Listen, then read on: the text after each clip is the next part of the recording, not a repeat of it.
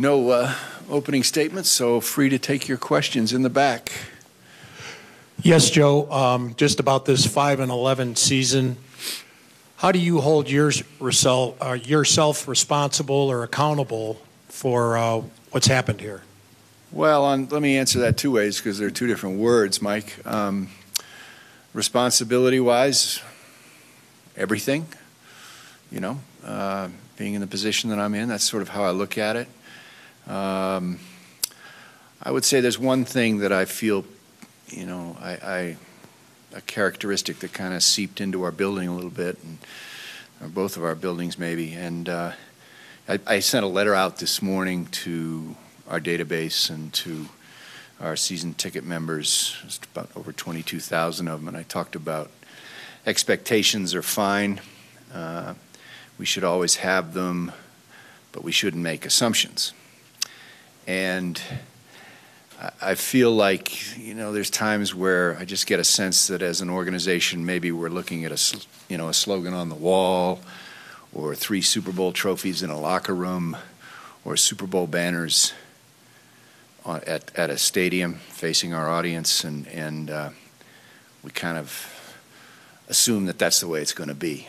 And if I let that creep into the organization, then I'm the one that has to stop that mindset. I talked to John about it. I talked to Vance about it. They understand.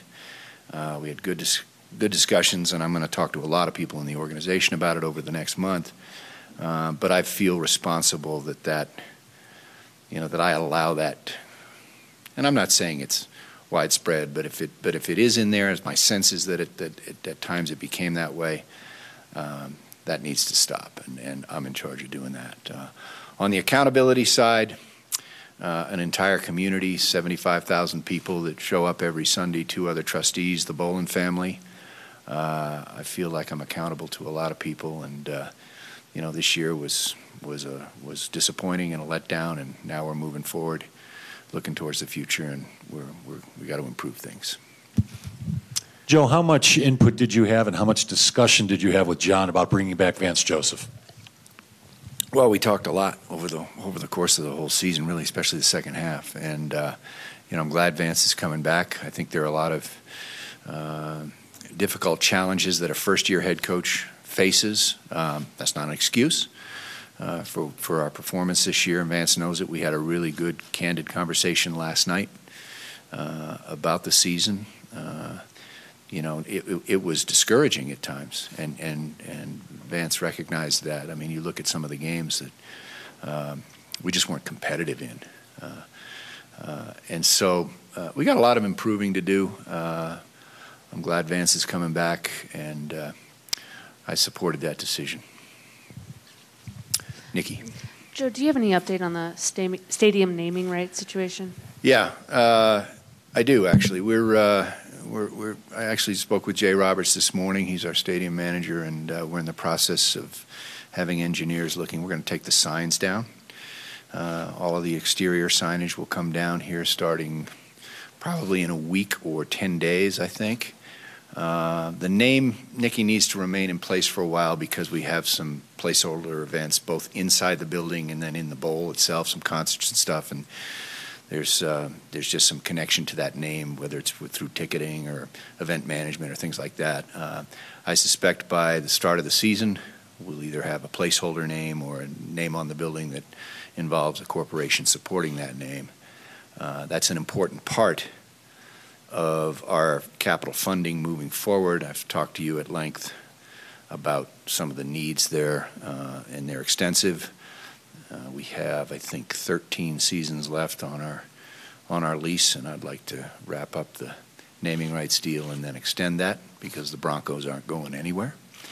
There's different components. It's a complicated deal to put this together, and I'm not going to put. I told many of you here last year I'm not going to put an end date on that because it's important to get the right deal. We continue to have productive discussions with companies, and I'm hoping we can get it resolved. The stadium has been terrific. I'm really proud of the way stadium management company, all of us down there have maintained it, kept it up. It's a great environment. A lot of terrific memories already have taken place there, and I expect many more. And I look forward to resolving this naming issue as fast as we can. Over here, Troy. Joe, it's my understanding in that letter to the ticket holders, or ticket prices are not going up. The following season. What went into that decision? I mean, beyond the obvious, but was it kind of an olive branch based on the season and how it went, or? Well, we've raised them, in good times, and then I just, when you see the kind of loyalty and commitment and emotion that our fans pour into this team, sort of the least we could do. Saw a few comments like maybe you should have lowered them,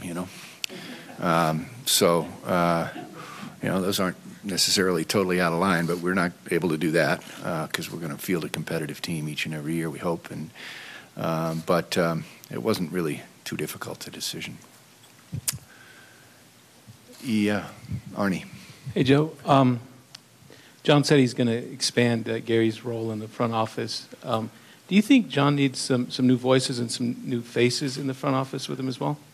I talked to John about that at length over the course of the season, and my role in that really is just tell John, find the best people you can and have them help you. And I'm excited that Gary's coming on. I actually met with Gary last week and had breakfast with him and talked to him on the phone again Sunday night. And I think it's going to be fun for John and for him and for us. He'll add some expertise to the proceedings. I'm excited about it. John makes his own decisions, and I trust him to do that. We were in a certain place in 2010 that Pat Bolin and myself weren't very proud of, weren't very happy about, and John came in and in many ways rescued us from that. And I'm grateful for that, and I believe in him and his work. And every time I have a conversation with him, Arnie, there's logic and common sense to his approach. Nobody is more upset about this year than John Elway. I can assure you of that. I might be a close second, but he's the most competitive person I know. He is driven to win, and I have full confidence that he will get us back to that status very quickly. Mark. In addition to the football pain that you experienced, and I know in that letter you expressed gratitude for the fan support, home and on the road. 5-11, what impact does that have on business? I know you have a long season ticket waiting list, but in terms of the stadium naming rights or suites or whatever. I don't know how to answer that. I can tell you what I would tell our people on the business side is this is the time when you have to do your best work, and you have to make your best connections with our fans and with new sponsors and old sponsors and I walked the parking lots before the Jets game, and I was going to try and do it before Kansas City, but I got tied up, and I thought I was going to get bombarded. I took a security guard with me. And I was really impressed with, and maybe it was more courtesy than actual real feelings, but I was really impressed with the passion and the honesty that fans put forward in a very straightforward, non-confrontational way. And so my point of telling you that is I really believe that we have a tremendous loyal following here, and we should be able to capitalize on that. And treat them fairly and do things right, well, they'll come back, even when you have a year like we had this year. Now, if it keeps up, which I don't expect it to, then I think you face challenges. But I think we can overcome on the business side through our hard work and our various touch points and our ability to reach out and do things the right way on the business side and show the right commitments on the football side to our fans. And maintain them and treat them correctly, and then also improve our business. So I don't see it as a situation that is going to affect us deeply on the negative side. What was an example of that parking lot feedback that you got, maybe from somebody that didn't already have 3 beers before kickoff? Well, some of them did. What was the question? What was an example of fair criticism you got that showed that passion? Oh, it was wide ranging, and it dealt largely with players, and there was a few things on the stadium front. Certainly, there was. I mean, it was all over the place, but it was. This is. I don't know if this is going to make sense. It was appreciative criticism. They were glad to be able to express it. So it was wide ranging, as I would have expected. But they, a lot of the fans recognize the history of the team, and especially under Mr. Bolin and his terrific ownership and the success that we have. But their expectations, they haven't changed, and they shouldn't. Our fans should always expect greatness out of this organization, and if we don't deliver it, then we better figure out each and every year how to. Jeff. Joe, I'm curious, in your discussions with John, are you from a business sense, are you in the position to do whatever you need to do on the football side right now, financially? Yeah. Yes, that's the shortest answer I can give. We're in good shape to. I mean, I think that's the most important part of my job, is to give John and all of the football staff, coaches, operations, everybody, the resources that they need for us to be successful. And sometimes it doesn't always work out, but I really feel in the long run, if we do that each and every year, we should be set up for success. Joe, it's clear that both you and John are emotional today. I don't want to put words in your mouth, though. What is the number one emotion you're feeling right now? Well, I'm trying to move past the final game Sunday. It takes me longer than it takes John. John's not only very competitive, but a former athlete competitor at a different level than the guy sitting in this chair right now. So I take it a little harder, a little longer. But that's not really, that's not really acceptable. I got to move on from it. So, disappointment still lingers. That was a tough year. And we were, as I said, we were not good in a lot of areas. I think we finished 31st in the takeaway category. John and Vance, when I was listening, pointed out some of the other things that didn't go our way. And, I just, as days go by, that fixes. But you got to, what I got to do is now focus on the future. And that starts right away. And I'll be in a better mood on Thursday than I was on Wednesday, and Friday than I was on Thursday, and then we'll get back to doing what we do. Joe, you've had to do this before, after the 4-12, and lead the organization to coming back. That worked. What will you remind yourself in this process now, moving forward, that you were able to accomplish, going from a disappointing year to eventually a championship season a few years later? What types of things will you remind yourself that this is what I have to be focused on moving forward? Well, I just don't. I think every time you have a season like this, I don't have a specific answer to that, but every time you have a season like this, you should never forget. And I have this, maybe it's not the right characteristic, but I have this, I've never forgotten 2010.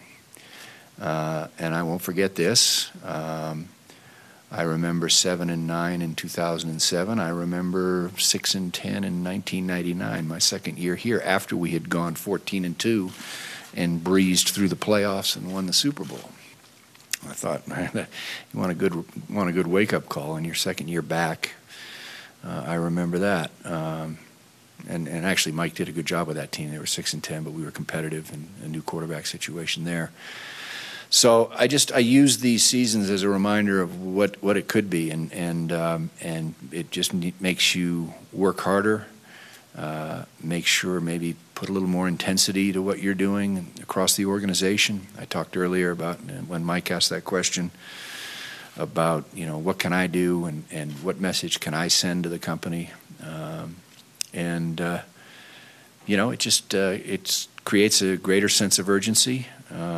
And then you have to maintain that, right? You can't just say, okay, we got through 2018 and this happened or that happened. There's no guarantees what happens in 2018, but I can assure you we'll do everything we can in the next 6 months, 7 months to get things back on track. Joe, do you plan to go through the process again this season of weeding out season ticket holders who didn't use their tickets? We always want to put tickets in the hands of people that want to go to the games. And that process last year, we had unveiled a lot of people that just, quite frankly, were selling their seats for straight profit.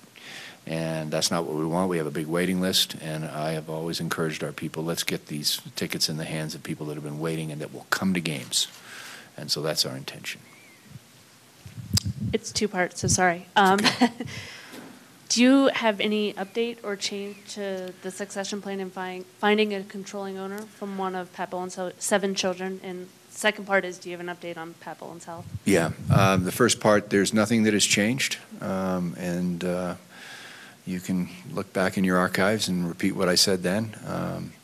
When a child is ready, one of the adult children will be in place, and there's a few that are interested, and we stay in touch with the family and stay in touch with them and monitor their activities, but I'm not in the position of handicapping any of that.